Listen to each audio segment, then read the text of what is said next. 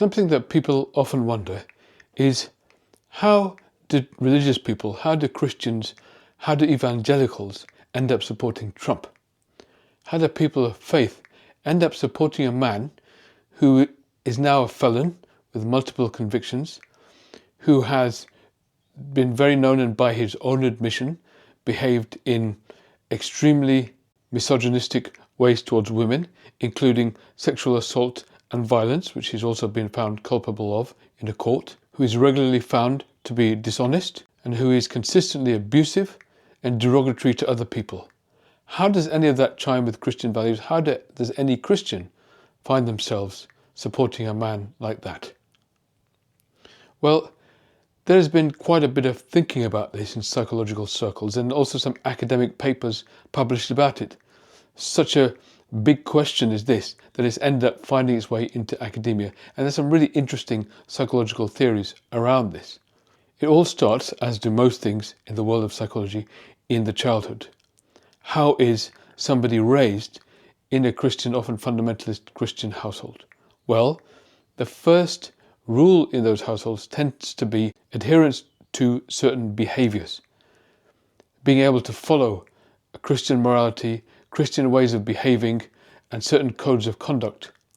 And that requires some highly regimented, rigid, uncompromising parenting, where the child is required to adhere to black and white rules on a regular basis, and given little space to emote or demur or push against the boundaries that are set for them.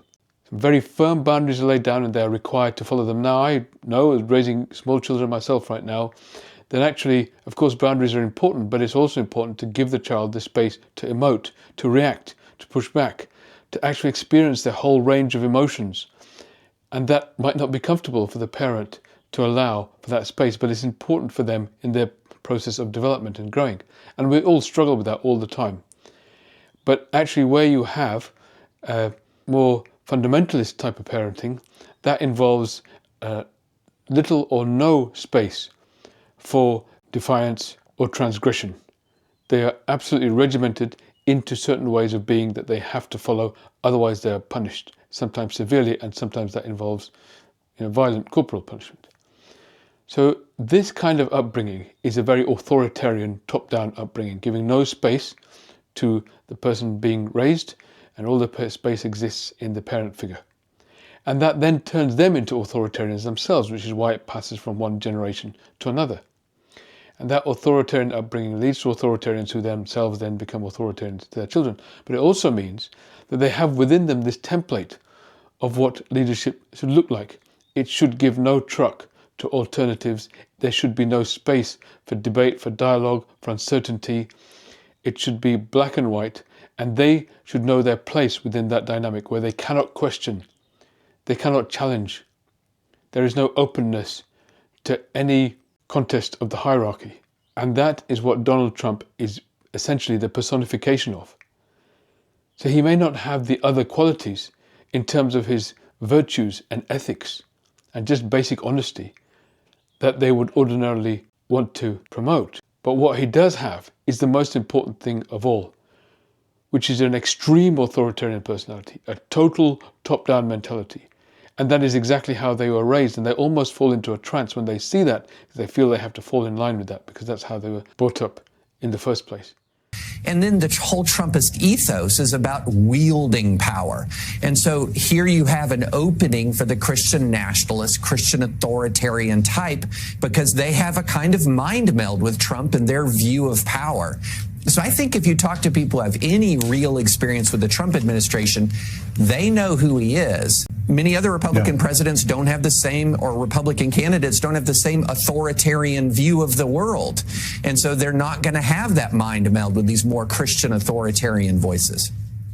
And some of these academic papers talk almost about a trance-like state that people fall into when they're faced with such extreme top-down pyramidal hierarchy before them, and they just slot into it. Because Donald Trump provides them that notion of I alone can fix it. I am the leader who you must follow, and you have no choice, you have no space, you have no room and no argument to make in this place. When they hear that, they almost fall into a trance behind it, because to them that is almost soothing, because it reminds them of their childhood. That's the quality he has for them, and it supersedes any other ethical or moral quality, which is why despite his transgressions, despite his criminality, despite his multiple sins, he has what they really want. The iron fist with which they themselves were raised. Thank you for watching my video. I'm a psychiatrist. I'm also interested in philosophy and public policy and politics, and I aim to make a number of videos about these subjects, and particularly the intersection between them.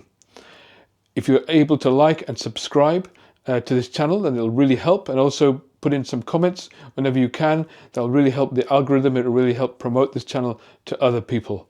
Now, beyond that, we are all, unfortunately, at the behest of a very small number of people who seem to run everything these days.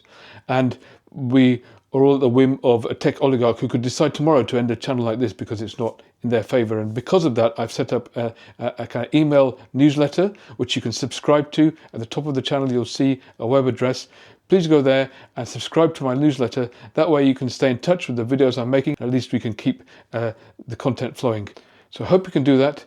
And I hope we can keep talking and also gain clarity, not just about what's happening right now, but how we can get through this, how we can improve things to make a better tomorrow together.